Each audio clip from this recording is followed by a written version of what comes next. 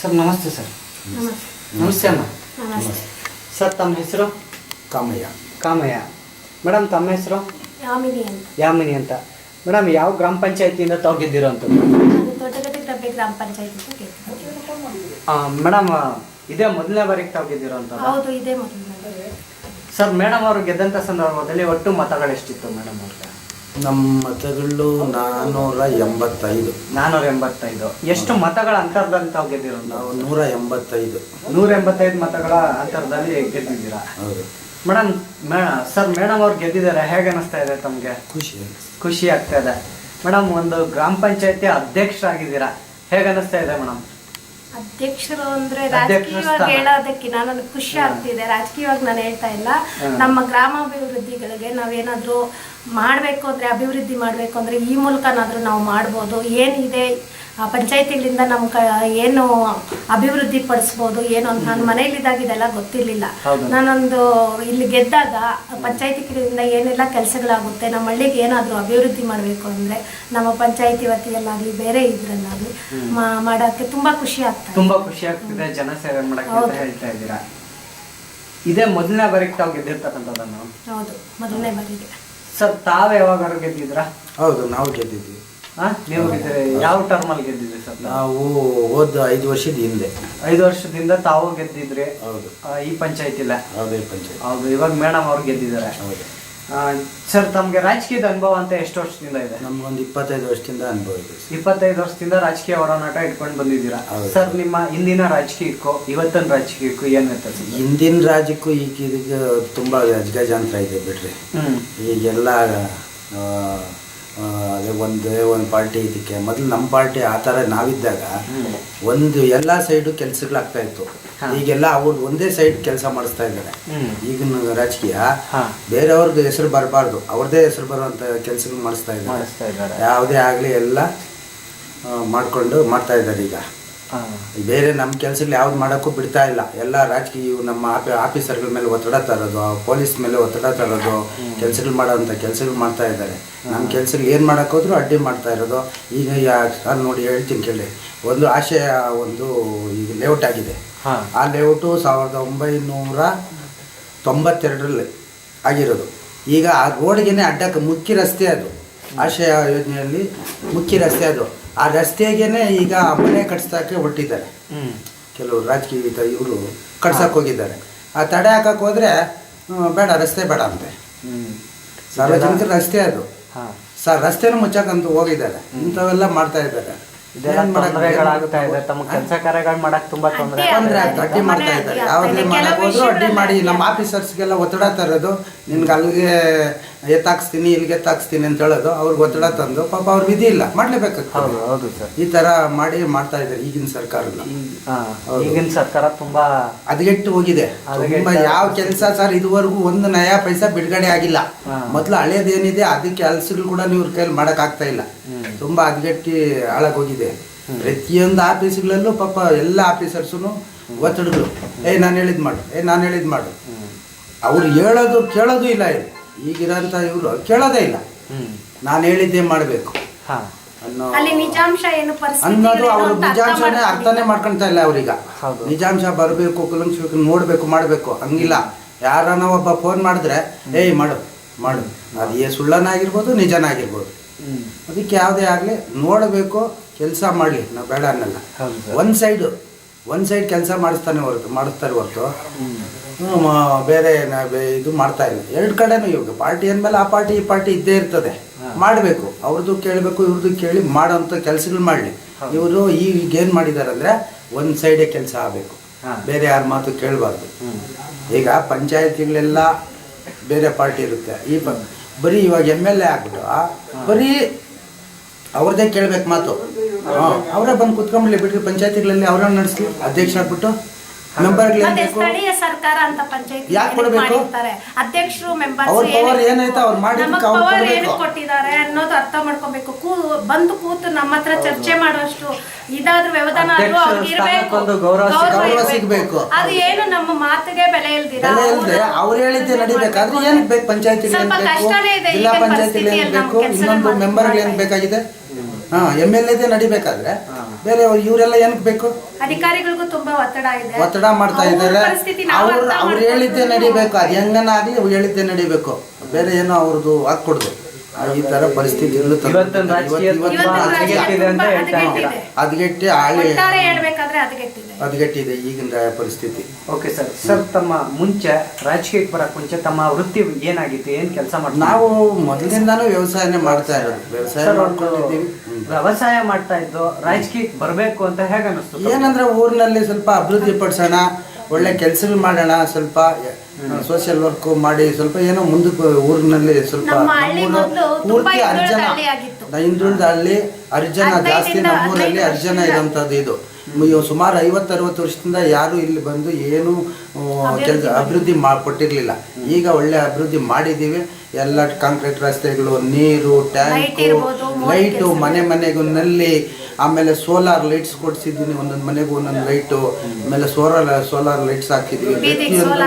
ಪ್ರತಿಯೊಂದೂ ಈಗ ನಾವು ಒಂದೊಂದು ಹಂತದಲ್ಲಿ ಒಂದೊಂದು ಕೆಲಸ ಮಾಡ್ಕೊಂಡು, ಆಮೇಲೆ ಓವರ್ ಟ್ಯಾಂಕ್ ಇರಲಿಲ್ಲ, ಓವರ್ ಟ್ಯಾಂಕ್ ಮಾಡಿಸಿದ್ದೀವಿ. ನೀರು ಅದು ಸುಮಾರು 1.5 ಕಿಲೋಮೀಟ್ರಿಂದ 2 ಕಿಲೋಮೀಟ್ರ್ ಆಗುತ್ತೆ. 2 ಕಿಲೋಮೀಟ್ರಿಂದ ನೀರು ತಗೊಬಂದು ಕೊಟ್ಟಿದ್ದೀವಿ. ನೀರ್ದೇನು ಈಗ ಸಮಸ್ಯೆ ಅಂತ ಯಾವುದೂ ಇಲ್ಲ. ಈಗ ಚರಂಡಿ ರೋಡ್ಗಳು ಎಲ್ಲ ಆಲ್ಮೋಸ್ಟ್ ಇನ್ನೊಂದು ಸ್ವಲ್ಪ ಅಡ್ಡಿ ಮಾಡ್ತಾ ಇದ್ದಾರೆ ಅಷ್ಟೇ. ನಾವು ಎಲ್ಲ ಹಂತದಲ್ಲೂ ಕೆಲಸ ಮಾಡ್ತಾ ಇದ್ದೀವಿ ಸರ್. ಊರು ಅಭಿವೃದ್ಧಿ ಮಾಡಿದ್ದೀವಿ. ಲೈಟು, ನೀರು ವ್ಯವಸ್ಥೆ ಅಂತೂ, ರೋಡು ಎಲ್ಲ ನಾವು ಚೆನ್ನಾಗಿ ಅಭಿವೃದ್ಧಿ ಮಾಡಿದ್ದೀವಿ. ಮತ್ತು ಸೋಷಿಯಲ್ ವರ್ಕ್ ಯಾರಾದ್ರೂ ಮಕ್ಕಳಿಗೆ ಏನಾದರೂ ತೊಂದರೆ ಆದಾಗ ಸ್ವಲ್ಪ ಸ್ಕೂಲ್ಗಳಿಗೆ ಓದೋದಕ್ಕೆ ಅವ್ರಿಗೆ ಹೆಲ್ಪ್ ಮಾಡ್ತೀವಿ. ಯಾರನ್ನು ಸತ್ತಾಗ ಹೋದಾಗೇನೋ ಅವ್ರಿಗೆ ಸತ್ತಾಗ ಅವ್ರಿಗೆ ಮಣ್ಣು, ತಿಥಿವಾರಗಳಿಗೆ, ಮದುವೆಗಳಿಗೆ, ಪ್ರತಿಯೊಂದಕ್ಕೂ ನಾನು ಹೋಗಿ ಭಾಗಿ ಆಗ್ತೀನಿ. ಕಷ್ಟ ಸುಖಗಳಲ್ಲಿ ನಾವು ಯಾವಾಗಲೂ ಸ್ಪಂದಿಸ್ಕೊಂಡು ಏನ್ ನಿಮ್ ಕಷ್ಟ ಸುಖ ಅಂತ ಪ್ರತಿಯೊಂದರಲ್ಲೂ ನಾವು ಭಾಗಿಯಾಗ್ತಾ ಇದ್ದೀರಾ. ಕಷ್ಟ ಸುಖಗಳಿಗೆ ಸ್ಪಂದಿಸ್ತಾ ಬರ್ತಾ ಇದ್ದೀವಿ. ಅಂದ್ರೆ ಸರ್, ಇನ್ನ ಕಾಲಾವಧಿ ಇದೆ ನಿಮ್ಮ ಟರ್ಮ್ ಅಲ್ಲಿ, ಏನೆಲ್ಲ ಕೆಲಸ ಕಾರ್ಯಗಳು ಮಾಡ್ಬೇಕು ಅಂತ ಅನ್ಕೊಂಡಿದ್ದೀರಾ? ಬಾಕಿ ಇರೋಂತ ಕೆಲ್ಸಗಳು ಇನ್ನು ಬಾಕಿ ಏನೋ ಸ್ವಲ್ಪ ಇನ್ನೂ 1-3 ರಸ್ತೆ ಅಭಾವ ಇತ್ತು. ರಸ್ತೆ ಸ್ವಲ್ಪ ಕಿರಿದಾಗಿತ್ತು, ಕಿರಿದು ಸ್ವಲ್ಪ ಮಾಡ್ಕೋಬೇಕಾಗ್ತದೆ. ಆಮೇಲೆ ಕೆಲವೇ ಒಂದು ಬೀದಿಗಳು 1-2 ಇದೆ, ಕಾಂಕ್ರೀಟ್ ರೋಡ್ ಆಗ್ಬೇಕಾಗಿದೆ, ಅವೆ 1-2 ಇದೆ. ನಮ್ಮ ಪೀರಿಯಡ್ ಆಗೋಷ್ಟಕ್ಕೆ ಅದು ಮಾಡೋಣ ಅಂದ್ಬಿಟ್ಟು ನಾವು ಪ್ರಯತ್ನ ಪಡ್ತಾನೆ ಇದ್ದೀವಿ ಪ್ರತಿಯೊಂದು ಕೆಲಸನೂ. ಆಮೇಲೆ ಆಶ್ರಯ ಮನೆಗಳು, ಇಂದಿರಾ ಆವಾಸ್, ಬಸವ ಯೋಜನೆಗಳು, ಮನೆಗಳು ಸರ್ಕಾರದಿಂದ ಯಾವ ಅನುದಾನ ಬಂದ್ರು ನಾವು ಯಾವ್ದು ಒಂದು ಬಡವರಿಗೆ ನಾನು ಕೊಡಿಸ್ತಾ ಇದ್ದೀನಿ. ಯಾರು ಶ್ರೀಮಂತರಿಗೆ ಯಾವ ಕೊಡ್ತಾ ಇಲ್ಲ, ಮಾಡ್ಕೊಡ್ತಾ ಇದ್ವಿ. ಆಮೇಲೆ ಡೈರಿಯಿಂದನೂ ನಾವು ಸ್ವಲ್ಪ ಈ ಮೊದಲೆಲ್ಲ ಕೊಡ್ಸಿದ್ದೀನಿ. ಈ ಅವ್ರಿಗೆಲ್ಲ ಪೂರ್ತಿ ಹಸುಗಳು ಲೋನ್ ಮನೆಗಳು ಕೊಡ್ಸಿದ್ದೀನಿ, ಕೊಟ್ಟಿದ್ದೀವಿ. ಆಮೇಲೆ ಅಮೃತ ಯೋಜನೆ ಅಂತ ಡೈರಿಯಿಂದ ಬರ್ತದೆ ವಿಧವೆಗಳಿಗೆ, ಅದರಿಂದನೂ ನಾನು ಸ್ವಲ್ಪ ಅವಾಗೆಲ್ಲ ಒಂದು 9-10 ಜನಕ್ಕೆ ನಾನು ಎಲ್ಲರಿಗೂ ಒಂದು ಅರ್ಧ ಗಜೂರು ಕಟ್ಟಿದ್ರೆ ಅರ್ಧ ನಮ್ಮ ಸರ್ಕಾರದಿಂದ ಕೊಡಿಸಿ ಲೋನ್ ಮಾಡಿಸಿದ್ದೀವಿ. ಹಸುಗಳು ಕಟ್ಸ್ಕೊಟ್ಟಿದ್ದೀವಿ, ಮಾಡ್ತಾ ಇದ್ದೀವಿ. ನಮ್ಮದು ಡೈರಿನೂ ಒಳ್ಳೆ ಲಾಭದಲ್ಲಿದೆ, ಡೈರಿ ಲಾಭದಲ್ಲಿದೆ. ನಮ್ಮ ಜಾಗ ಒಂದು 4 ಗುಂಟೆ ಜಾಗ ತಗೊಂಡು ಕನ್ವರ್ಷನ್ ಮಾಡಿಸಿ ಗುಡಿಸಲಿನಿಂದ ಸ್ಟಾರ್ಟ್ ಮಾಡಿಬಿಟ್ಟು ಇವತ್ತು ಒಳ್ಳೆ ಬಿಲ್ಡಿಂಗ್ ಮಾಡ್ಕೊಂಡಿದ್ದೀವಿ.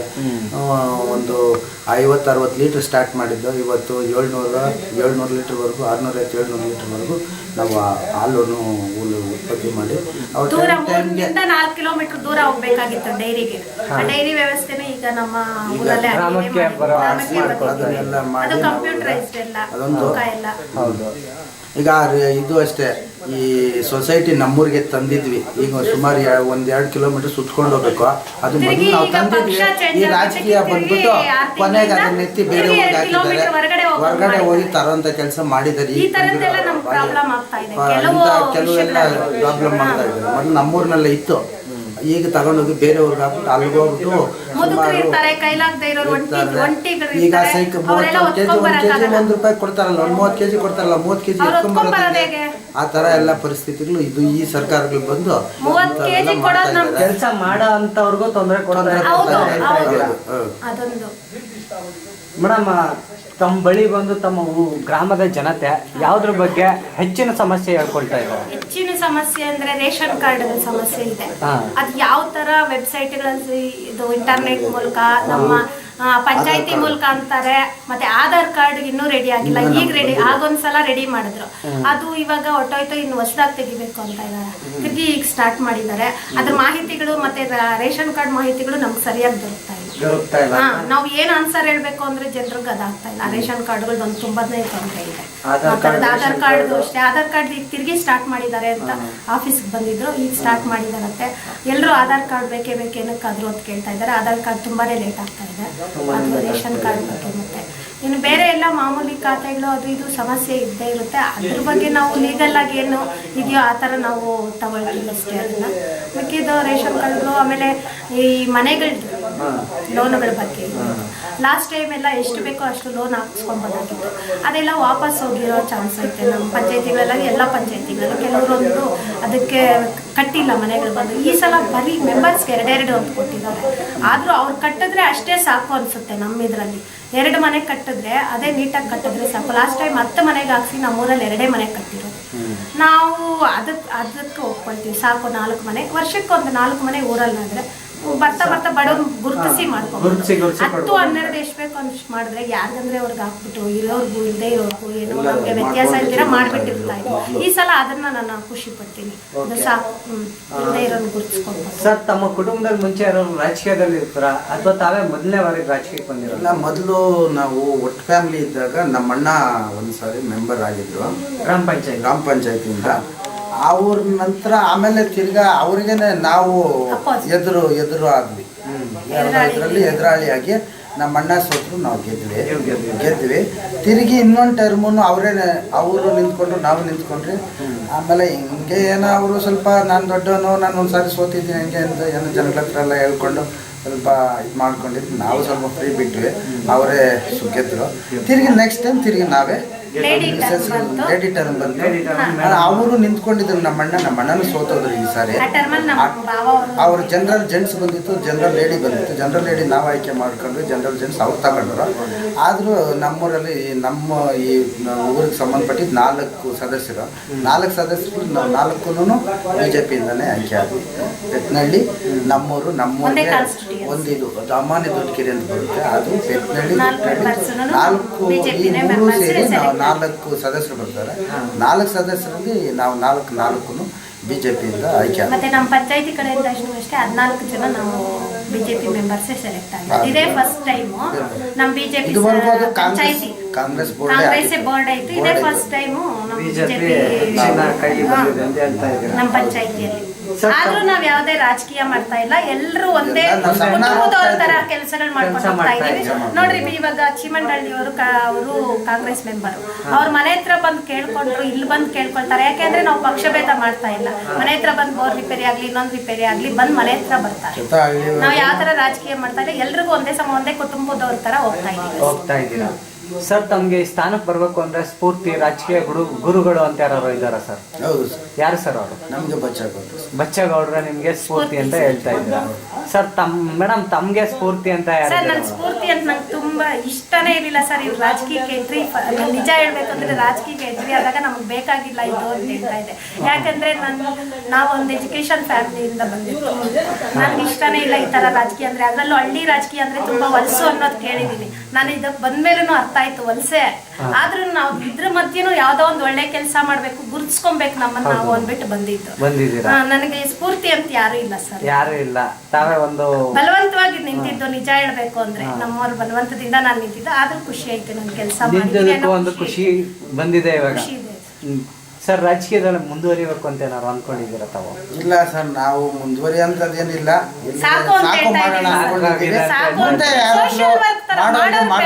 ಕೆಲಸ ಮಾಡೋರ್ಗೆ ಎಲ್ಲಿ ರಾಜಕೀಯದಲ್ಲೇ ಮಾಡ್ಬೇಕು, ಇದ್ರಲ್ಲೇ ಮಾಡ್ಬೇಕು ಅನ್ನೋದೇನಿಲ್ಲ. ಎಲ್ಲಿ ಬೇಕಾದ್ರೂ ನಾವು ಸೋಷಿಯಲ್ ವರ್ಕ್ ಮಾಡ್ತಾ ಇದ್ದೀವಿ. ಎಲ್ಲಿ ಹೊರಗಡೆ ಇದ್ರು ಮಾಡ್ತೀವಿ, ಒಳಗಡೆ ಇದ್ರು ಮಾಡ್ತೀವಿ. ಏನೋ ನಾನು ನಿಂತ್ಕೊಳಲ್ಲ ಅಂದ್ರು ಬಲವಂತ ಮಾಡಿ ಜನದ ಮಧ್ಯೆ ಇಲ್ಲಣ್ಣ ನೀವೇ ಬೇಕು ಅಂತ ನಮ್ಮಲ್ಲಿ ತಗೊಬಂದು ನಿಲ್ಸಿದ್ರು. ಗೆಲ್ಸಿದ್ದಾರೆ. ಯಾವತ್ತು ನಾವು ಜನಗಳಿಗೆ ನಾವು ಋಣಿಯಾಗಿರ್ಬೇಕು. ಅವ್ರಿಗೆ ನಾವು ಇವತ್ತು ಋಣಿ.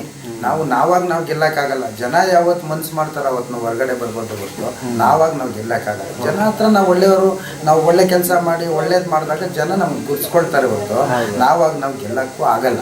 ಹೌದು ಸರ್. ಅದಕ್ಕೋಸ್ಕರ ನಾವು ಈ ಸಲ ಅವ್ರ ಆಶೀರ್ವಾದ ಇರೋವರೆಗೂ ನಾವಿರ್ತೀವಿ, ಅವ್ರ ಆಶೀರ್ವಾದ ತಪ್ಪಿದಾಗ ನಾವು ಪಕ್ಕಕ್ಕೆ ಹೋಗ್ತೀವಿ. ಅಂದ್ರೆ ಅಷ್ಟೇ ನಾನು ಹೇಳೋದು. ಜನತೆ ಅವರು ನಿಮ್ಗೆ ಮತ ಹಾಕಿ ಗೆಲ್ಸಿ ಒಂದ್ ಲೀಡರ್ ಮಾಡೋದ್ ತನಕನೂ ನೀವು ಲೀಡರ್ ಆಗಿ ಒಂದ್ ಕೆಲಸ ಮಾಡ್ತಾನೆ ಇರ್ತಾರೆ, ಜನಸೇವೆ ಮಾಡ್ತಾನೆ ಇರ್ತೀನಿ ಅಂತ ಹೇಳ್ತಾ ಇದ್ರ. ಸರ್ ತಾವು ಗೆದ್ದು ಈ ಸ್ಥಾನಕ್ಕೆ ಬರ್ಬೇಕು ಅಂದ್ರೆ ನಿಮ್ಗೆ ಮತ ಹಾಕಿ ಗೆಲ್ಸ್ತಕ್ಕಂಥ ಜನತೆಯ ಕಾರಣ. ಈ ಮೂಲಕ ಅವ್ರಿಗೆ ಏನ್ ಹೇಳಕ್ ಇಷ್ಟಪಡ್ತೀನಿ? ನಾನು ಅವರು ಓಟ್ ಹಾಕಿ ಎಲ್ಲಾ ಪ್ರತಿಯೊಂದು ಮತದಾರರಿಗೂ ನಾನು ಋಣಿ ಆಗಿರ್ತೀನಿ. ಅವರು ಓಟ್ ಹಾಕಿರೋ ಇದಕ್ಕೆ ನಾವು ಅವ್ರ ಕೊನೆಯವರೆಗೂ ನಾವು ಅವ್ರ ಇದು ಸೇವೆ ಅಂತ ನಾನು ಹೇಳೋದಕ್ಕೆ ನಾನು ಬಯಸ್ತೀನಿ. ಮೇಡಮ್ ತಾವೇನ್ ಹೇಳಕ್ ಇಷ್ಟಪಡ್ತೀರಾ? ನಾನು ಹೇಳೋದು ಅಂದ್ರೆ ನಾನು ಈಗ ರಾಜಕೀಯವಾಗಿ ಮುಂದುವರೆದು ಅಲ್ಲ, ಆಮೇಲಾದ್ರೂ ನಮ್ಮ ಮನೆ ಹತ್ರ ಯಾರೇ ಬರಲಿ, ಬಡವರಾಗ್ಲಿ ಇನ್ನೊಬ್ಬರಾಗ್ಲಿ, ನಾನು ತುಂಬಾನೇ ಅವ್ರಿಗೆ ಬೆಂಬಲ ಕೊಡ್ತೀನಿ. ಮತ್ತೆ ರಾಜಕೀಯವಾಗಿ ನಾನು ಇನ್ನು ಮುಂದುವರಿಯಕ್ಕೆ ಇಷ್ಟ ಇಲ್ಲ, ಇದೇ ಲಾಸ್ಟ್ ಟರ್ಮ್ ಅನ್ಕೊಳ್ತೀನಿ. ನಮ್ಮವ್ರಿಗೂ ಹೇಳ್ತಾ ಇದ್ದೀನಿ, ರಾಜಕೀಯ ಬೇಡ ಅಂತ. ಸೋಷಿಯಲ್ ವರ್ಕರ್ ಆಗ್ಬೇಕಾದ್ರೆ ನಾವು ಮುಂದೆ. ಓಕೆ ಮೇಡಮ್, ಇಷ್ಟು ಸಮಯದ ಕಾಲ ತಮ್ಮ ಮನದಾಳದ ಮಾತುಗಳನ್ನು ನಮ್ಮ ಮುಂದೆ ಹಂಚಿಕೊಳ್ಳೋದಕ್ಕೆ ಧನ್ಯವಾದ.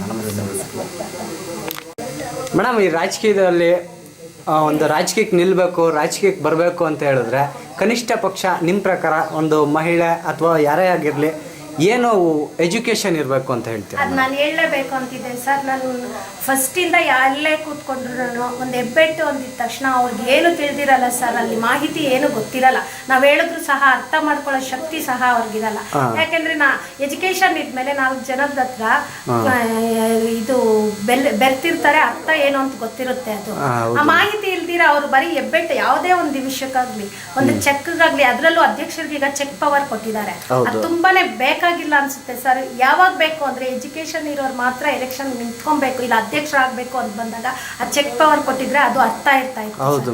ಕೆಲವ್ರಿಗೆ ಈ ಚೆಕ್ ಪವರ್ ಕೊಟ್ಟಿದ್ದಾರಲ್ಲ, ಅವ್ರಿಗೆ ಹೆಬ್ಬೆಟ್ಟು ಹಾಕಿದ್ಮೇಲೆ ಅದು ಏನಕ್ಕೆ ಆಗ್ತಾ ಇದೀನಿ ಏನು ಅಂತ ಅರ್ಥ ಆಗ್ತಾ ಇಲ್ಲ. ಇದು ತುಂಬಾನೇ ತಪ್ಪು ಅನ್ಸುತ್ತೆ. ತಪ್ಪು ಅಂತ ಹೇಳ್ತಾ ಮೆಂಬರ್ಸ್ ಆಗ್ಲಿ, ಅಧ್ಯಕ್ಷರಾಗಬೇಕು ಅಂದ್ರೆ ಒಂದು ಎಜುಕೇಶನ್ ಇರ್ಲೇಬೇಕು. ಅಂದ್ರೆ ಒಂದು ಎಷ್ಟು ಎಜುಕೇಶನ್ ಇರಬೇಕು? ಒಂದು 10th ಆದ್ರೂ ಮಾಡಿರ್ಬೇಕು, ಒಂದು 10th ಆದ್ರೂ ಮುಟ್ಟಿರ್ಬೇಕು ಅಂತ ಹೇಳ್ತಾ ಇದ್ದೀರಾ? ಅದು ನಾವು 10th ಆದ್ರೂ ಆಗಿದ್ರು ನಮಗೂ ಸ್ವಲ್ಪ ಕನ್ಫ್ಯೂಷನ್ ಇರುತ್ತೆ. ಹೋಗಿದ ತಕ್ಷಣ ನಮ್ಮ ಟ್ರೈನಿಂಗಿನ ಸರ್ ಅನುಭವನೇ ತುಂಬಾ ಆಗಿರೋದು. ಟ್ರೈನಿಂಗ್ ಅಲ್ಲಿ ನಂಗೆ ಏನೇನು ಅರ್ಥ ಆಗಿಲ್ಲ, ಯಾಕೆಂದ್ರೆ ನನ್ಗೆ ಏನು ಇದು ಪಂಚಾಯತಿ ಏನು ಇದರ ವ್ಯವಸ್ಥೆ ಏನು ಅಂತ ನನಗೆ ಮೊದಲು ಗೊತ್ತೇ ಇರಲಿಲ್ಲ. ನಾನು ಟ್ರೈನಿಂಗ್ ಹೋದಾಗೂ ಸಹ ಒಂದು 25% ತಿಳ್ಕೊಂಡೆ, ಅದರಲ್ಲೂ ಅನುಭವದಲ್ಲಿ ಆಗಿರುವಷ್ಟು ಇದು ನನಗೆ ಟ್ರೈನಿಂಗ್ ಅಲ್ಲಿ ಆಗಿಲ್ಲ ಅಂತ. ಹೌದು ಮೇಡಮ್, ಎಜುಕೇಶನ್ ಇರಲೇಬೇಕು. ಎಜುಕೇಶನ್ ಇದಕ್ಕೆ ಮುಖ್ಯ ಸರ್. ಓಕೆ.